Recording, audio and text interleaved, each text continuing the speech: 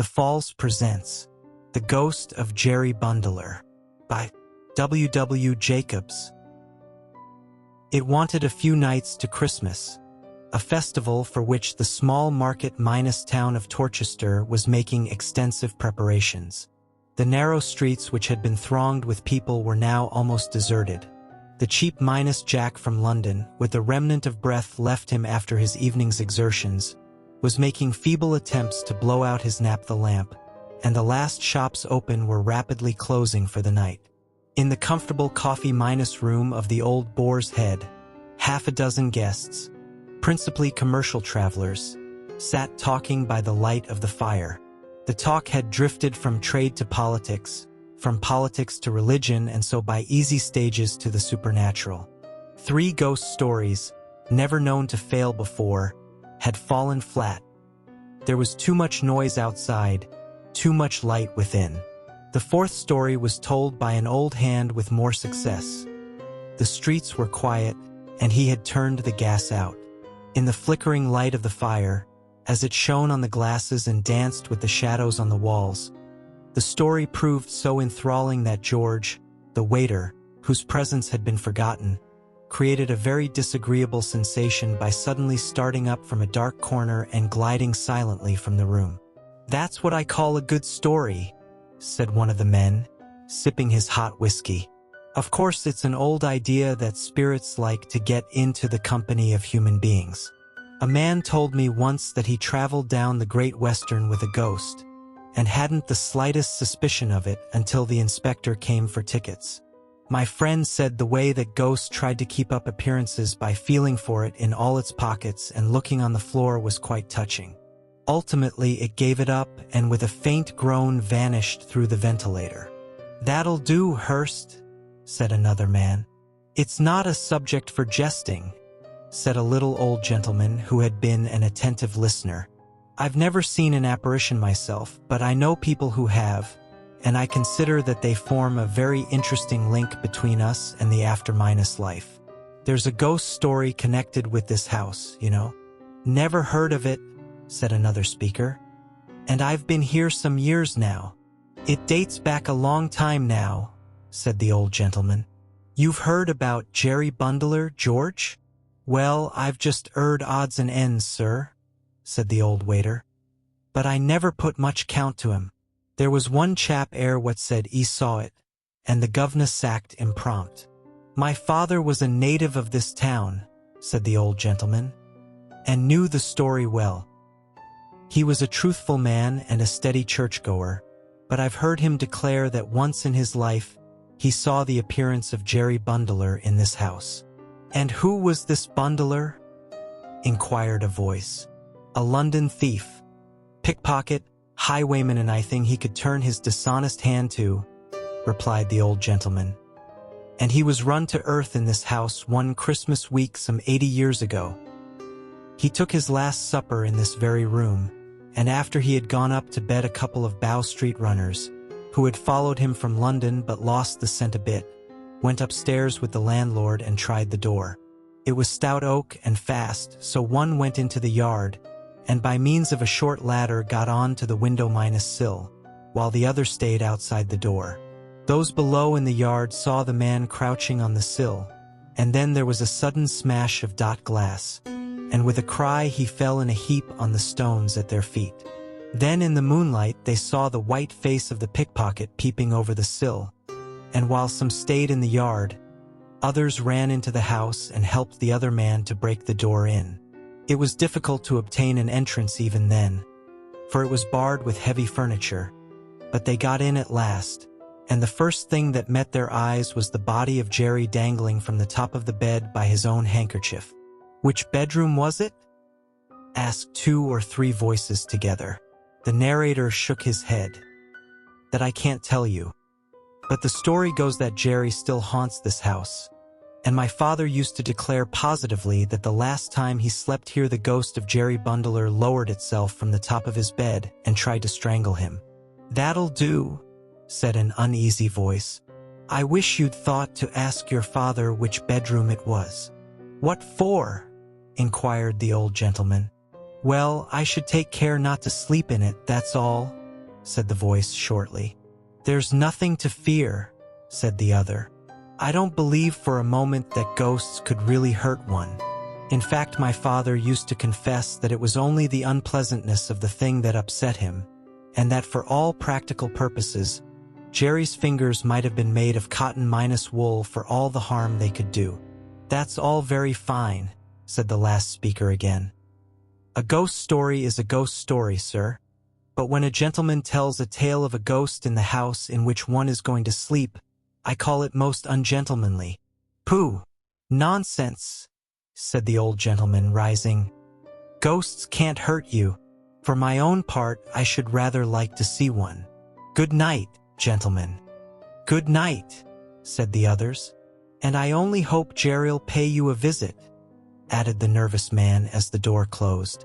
"Bring some more whiskey, George," said a stout commercial. "I want keeping up when the talk turns this way. Shall I light the gas, Mr. Malcolm?" said George. "No, the fire's very comfortable," said the traveler. "Now, gentlemen, any of you know any more?" "I think we've had enough," said the other man. "We shall be thinking we see spirits next, and we're not all like the old gentleman who's just gone." "Old humbug," said Hurst. "I should like to put him to the test. Suppose I dress up as Jerry Bundler and go and give him a chance of displaying his courage." "Bravo," said Malcolm huskily, drowning one or two faint no's. "Just for the joke, gentlemen." "No, no." "Drop it, Hurst," said another man. "Only for the joke," said Hurst somewhat eagerly. "I've got some things upstairs in which I am going to play in the rivals' knee minus breeches, buckles, and all that sort of thing. It's a rare chance. If you'll wait a bit, I'll give you a full dress rehearsal, entitled Jerry Bundler, or the Nocturnal Strangler." "You won't frighten us," said the commercial with a husky laugh. "I don't know that," said Hurst sharply. "It's a question of acting, that's all. I'm pretty good, ain't I, Summers?" "Oh, you're all right for an amateur," said his friend with a laugh. "I'll bet a level SOV you don't frighten me," said the stout traveler. "Done," said Hurst. "I'll take the bet to frighten you first and the old gentleman afterwards. These gentlemen shall be the judges." "You won't frighten us, sir," said another man, "because we're prepared for you, but you'd better leave the old man alone. It's dangerous play." "Well, I'll try you first," said Hurst, springing up. "No gas, mind." He ran lightly upstairs to his room, leaving the others, most of whom had been drinking somewhat freely, to wrangle about his proceedings. It ended in two of them going to bed. "He's crazy on acting," said Summers, lighting his pipe. "Thinks he's the equal of anybody almost. It doesn't matter with us, but I won't let him go to the old man. And he won't mind so long as he gets an opportunity of acting to us." "Well, I hope he'll hurry up," said Malcolm, yawning. "It's nearly 12 now, nearly half an hour past." Malcolm drew his watch from his pocket and was busy winding it, when George the waiter, who had been sent on an errand to the bar, burst suddenly into the room and rushed towards them. "Ease comin', gentlemen," he said breathlessly. "Why, you're frightened, George," said the stout commercial with a chuckle.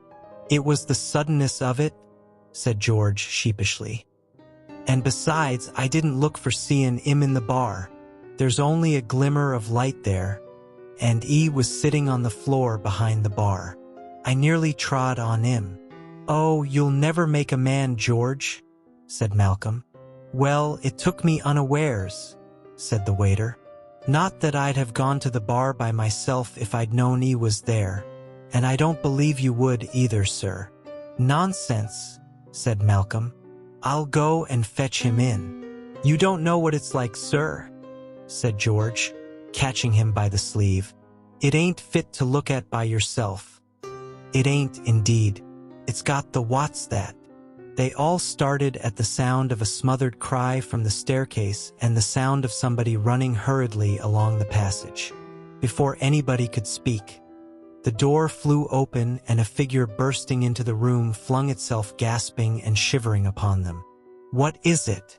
What's the matter?" demanded Malcolm. "Why, it's Mr. Hurst." He shook him roughly and then held some spirit to his lips. Hurst drank it greedily and with a sharp intake of his breath gripped him by the arm. "Light the gas, George," said Malcolm. The waiter obeyed hastily.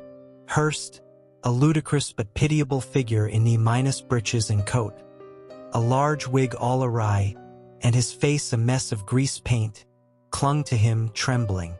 "Now, what's the matter?" asked Malcolm. "I've seen it," said Hurst with a hysterical sob. "Oh Lord, I'll never play the fool again, never." "Seen what?" said the others. "Him'th ghost anything," said Hurst wildly. "Rot," said Malcolm uneasily. "I was coming down the stairs," said Hurst. "Just capering down as I thought it ought to do. I felt a tap." He broke off suddenly and peered nervously through the open door into the passage. "I thought I saw it again," he whispered.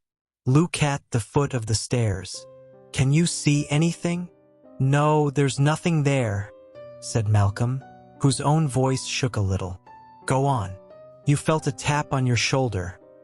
I turned round and saw Ida little wicked head and a white dead face. "Pa, that's what I saw in the bar," said George. "Orrid, it was devilish."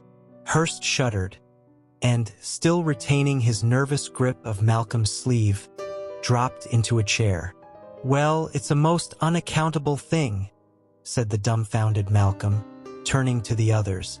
"It's the last time I come to this house." "I leave tomorrow," said George. "I wouldn't go down to that bar again by myself." "No, not for £50. It's talking about the thing that's caused it, I expect," said one of the men. "We've all been talking about this and having it in our minds. Practically, we've been forming a spiritualistic circle without knowing it." "Hang the old gentleman," said Malcolm heartily. "Upon my soul, I'm half afraid to go to bed. It's odd they should both think they saw something." "I saw it as plain as I see you, sir," said George solemnly. "P'raps if you keep your eyes turned up the passage you'll see it for yourself." They followed the direction of his finger, but saw nothing, although one of them fancied that a head peeped round the corner of the wall. "Who'll come down to the bar?" said Malcolm, looking round. "You can go if you like," said one of the others with a faint laugh.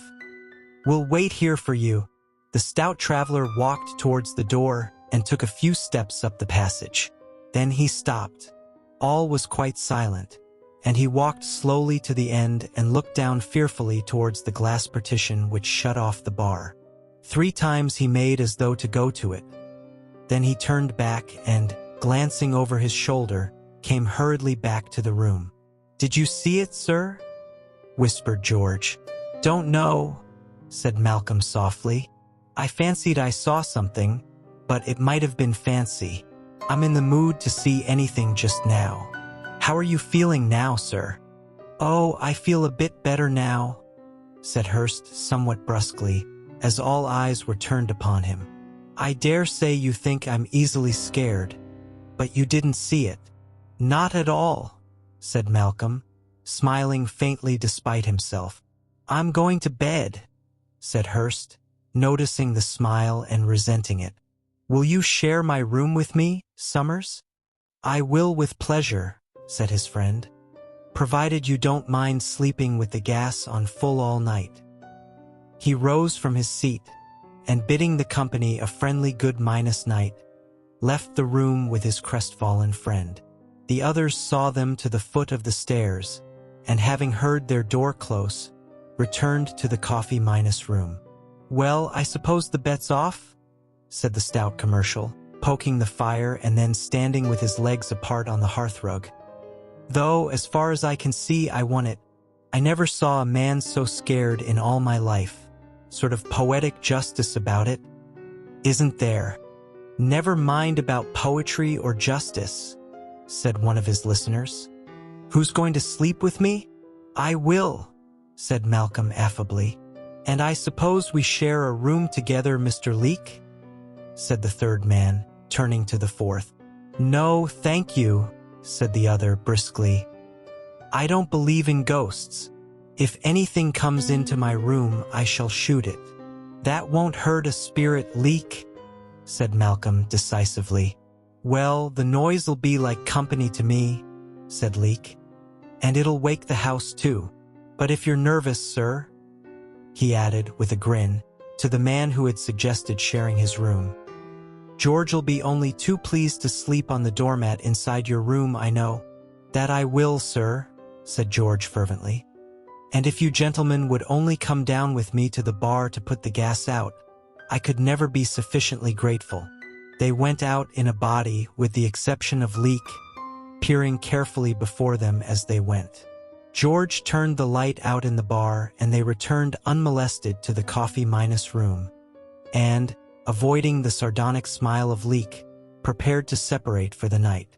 "Give me the candle while you put the gas out, George," said the traveler. The waiter handed it to him and extinguished the gas, and at the same moment all distinctly heard a step in the passage outside. It stopped at the door, and as they watched with bated breath, the door creaked and slowly opened. Malcolm fell back, open-mouthed, as a white, leering face, with sunken eyeballs and close-cropped bullet head, appeared at the opening. For a few seconds the creature stood regarding them, blinking in a strange fashion at the candle. Then, with a sidling movement, it came a little way into the room and stood there as if bewildered. Not a man spoke or moved, but all watched with a horrible fascination as the creature removed its dirty neckcloth and its head rolled on its shoulder. For a minute it paused, and then, holding the rag before it, moved towards Malcolm. The candle went out suddenly with a flash and a bang. There was a smell of powder, and something writhing in the darkness on the floor. A faint, choking cough, and then silence. Malcolm was the first to speak. "Matches," he said, in a strange voice. George struck one. Then he leapt at the gas and a burner flamed from the match. Malcolm touched the thing on the floor with his foot and found it soft. He looked at his companions. They mouthed inquiries at him, but he shook his head. He lit the candle and, kneeling down, examined the silent thing on the floor. Then he rose swiftly, and dipping his handkerchief in the water-jug, bent down again and grimly wiped the white face. Then he sprang back with a cry of incredulous horror, pointing at it. Leek's pistol fell to the floor and he shut out the sight with his hands, but the others crowding forward, gazed spellbound at the dead face of Hurst. Before a word was spoken, the door opened and Summers hastily entered the room. His eyes fell on the floor. "Good God!" he cried. "You didn't—" Nobody spoke. "I told him not to," he said in a suffocating voice. "I told him not to. I told him." He leaned against the wall, deathly sick, put his arms out feebly, and fell fainting into the traveler's arms. Please, like, comment, share, and subscribe to our channel for more. Thank you.